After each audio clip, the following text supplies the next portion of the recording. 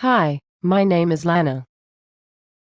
Today I want to talk with you some about the major differences between pedagogy and andragogy, and the implications for online learning. Andragogy has been described as the art and science of helping adults learn. The focus is on learning.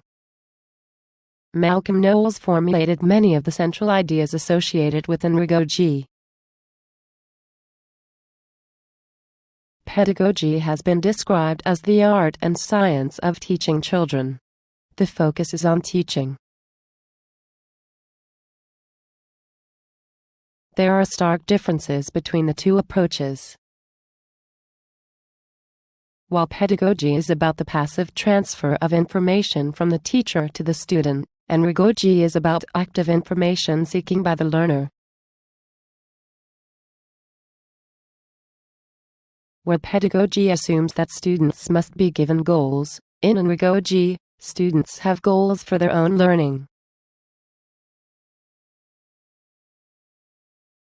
While pedagogy assumes students come into a classroom with no life experiences to build from, andragogy assumes students have prior experiences that they can apply to the learning process. With pedagogy, teaching is structured and subject-oriented. On the other hand, with andragogy, learning is less structured and more relevant. Relevance to real-life issues is more important with andragogy than with pedagogy.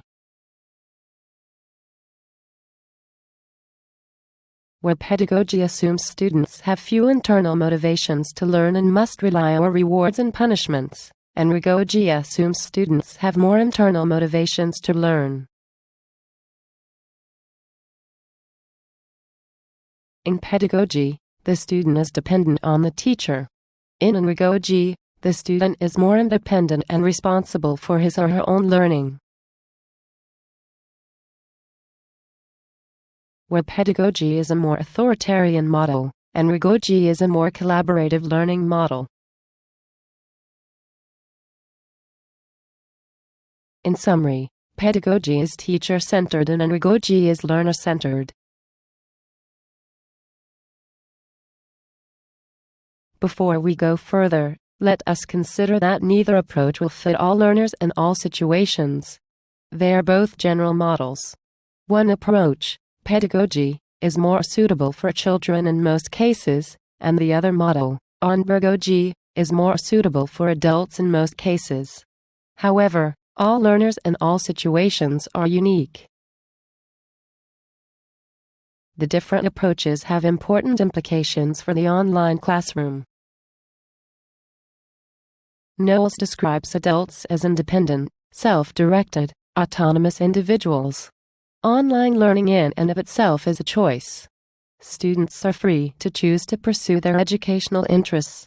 Even within particular assignments, course designs can include elements of choice to allow for personal freedom, preferences, and differing skill sets. In the online classroom, invisibility can be a significant problem. To put it another way, without collaboration, students can feel isolated. People are social creatures, and they have inherent needs to engage with other people in similar situations. In the online classrooms, opportunities must be created so that students engage with other students and the instructor.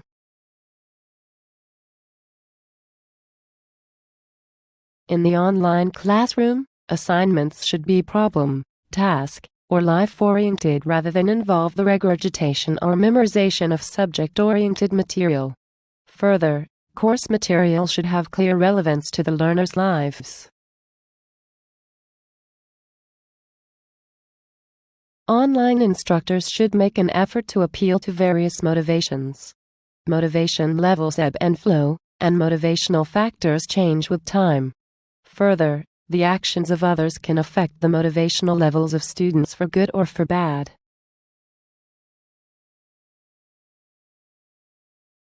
Thank you for your time.